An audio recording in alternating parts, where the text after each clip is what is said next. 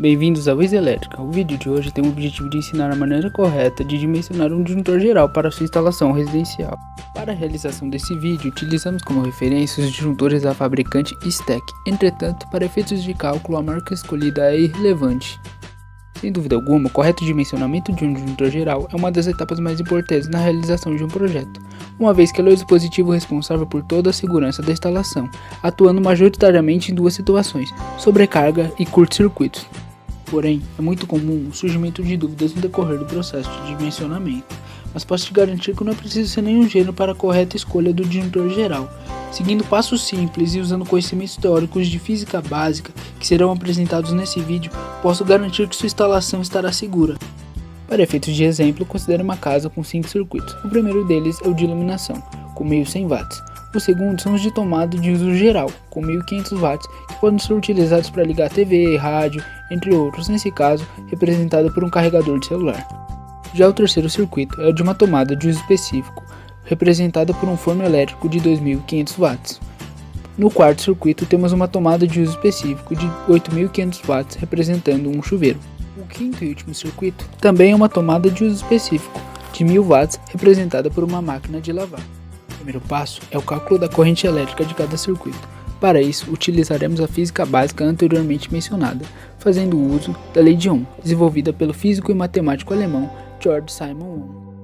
Vamos aos cálculos. Utilizando a fórmula corrente é igual a potência sobre tensão, temos que o valor de potência do circuito 1, 1100 watts, sobre o valor de tensão de 220 volts é igual a uma corrente de 5 amperes. No circuito 2 temos 1500 watts sobre uma tensão de 220 volts, 6,81 amperes. Para o circuito 3, temos uma potência de 2500 watts sobre uma tensão de 220 volts, equivalente a uma corrente de 11,36 amperes. Para o circuito 4, temos uma potência de 8500 watts sobre uma tensão de 220 volts, equivalente a 38,63 de corrente. Para o último circuito, temos 1000 watts de potência sobre uma tensão de 220 volts, equivalente a 4. Dessa maneira, já é possível estabelecer os disjuntores para cada circuito, ou disjuntores parciais. No entanto, é possível observar na tabela uma discrepância entre os valores teóricos e os valores selecionados para os disjuntores. Isso se dá pela seguinte regra: o disjuntor selecionado deve ser o mais próximo acima do estipulado teoricamente, como no exemplo do circuito 3. Com uma corrente de 11,36 amperes, o disjuntor mais próximo disponibilizado pela fabricante, STEC no caso, é o disjuntor de 16 amperes, e esse padrão se repete para os outros circuitos. O próximo passo é um dos mais relevantes do vídeo de hoje, pois os fatores de demanda estabelecem uma estimativa dos valores reais de potência utilizados para cada circuito, uma vez que tentar dimensionar o disjuntor geral a partir da soma algébrica dos valores de corrente de cada circuito resultaria em um disjuntor completamente irreal para uma instalação residencial. Para isso, dividiremos os circuitos em dois grupos. O primeiro grupo será composto por iluminação mais tomadas de uso geral, em seguida somaremos suas potências. Com o valor de soma encontrado, poderemos seguir para o próximo passo. Utilizando a tabela dos fatores de demanda que são disponibilizados pelas concessionárias de energia, encontramos a faixa correspondente ao valor da soma anterior, 2001 watts a 3000 watts, com um valor de 0,66 do fator de demanda. Fazendo essa multiplicação, encontramos 1716 watts como uma estimativa da potência real que será utilizada para esses dois circuitos. Para o próximo grupo, é possível observar uma pequena diferença em relação ao grupo anterior.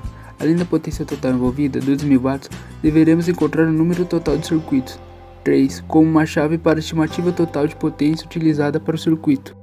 Em seguida, também utilizando uma tabela que é disponibilizada pelas concessionárias de energia, encontramos o fator de demanda correspondente ao número de circuitos de tomada de uso específico, e fazemos a multiplicação como no grupo anterior, 12.000 watts vezes 0,84 é igual a 10.080 watts. Por fim, realizaremos os dois últimos cálculos, mas não menos importantes. Vamos primeiro somar as potências já com os fatores de demanda aplicados, 10.080 watts mais 1.716 watts, os 1.786 watts no total. Vamos realizar então o último cálculo, a lei de Ohm novamente. Corrente é igual a 11.786 watts sobre 220 de tensão. Temos então o valor de corrente para o disjuntor geral, 53,61 amperes.